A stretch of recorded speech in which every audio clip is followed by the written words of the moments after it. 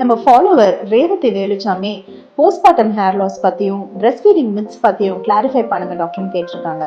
பண்ணிடலாமே. Postpartum hair loss, அதாவது delivery முடிஞ்சதுக்கு அப்புறம் கொத்தா முடி கொட்டுது டாக்டர் அப்படின்னு சொல்ற கம்ப்ளைண்ட்ஸ் நிறையவே இருக்கதாங்க செய்யுது. இது நேச்சுரலான ஒரு விஷயம். இது ஒரு நார்மலா நடக்கக்கூடிய ஒரு சேஞ்ச் தான். இதை பத்தி நம்ம அதிகமா பேனிக் பண்ண வேண்டாங்க. இது நம்ம டிலோஜன் எஃப்ளூவியம்னு சொல்லுவோம். அதாவது நீங்க பிரெக்னன்சி டைம்ல இருக்கும்போது உங்களோட பாடியில ஈஸ்ட்ரஜன் லெவல்ஸ் ரொம்பவே ஜாஸ்தியா இருக்கும்.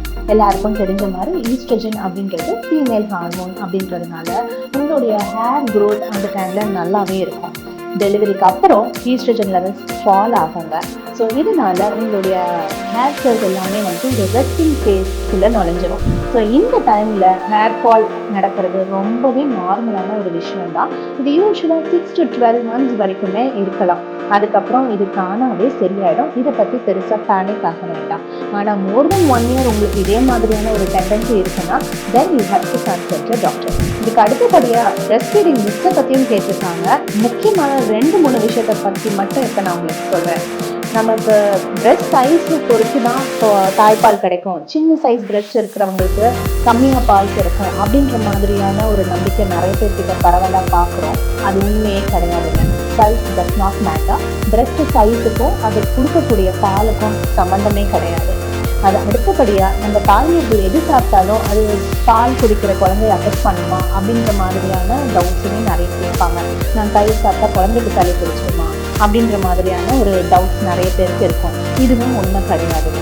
அடுத்தபடியாக பிரெஸ்ட் ஃபீடிங் ரொம்ப பெயின்ஃபுல்லான ஒரு விஷயம்னு நிறைய பேர் நினச்சிட்டு இருக்கீங்க.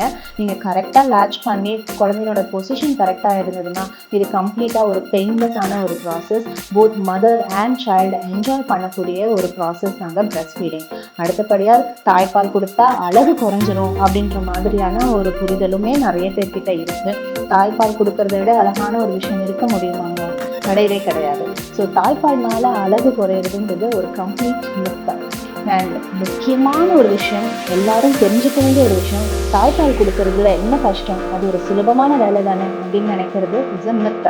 ஸோ தாய்ப்பால் கொடுக்கறது அவ்வளோ ஒன்றும் சுலபம் கிடையாதுங்க. ஸோ அந்த தாய்மாருக்கு சுற்றி இருக்கிறவங்க எல்லாருமே சப்போர்ட்டிவாக இருக்கிற போது தான் அது ஒரு ஈஸியான ஜர்னி ஆகுது.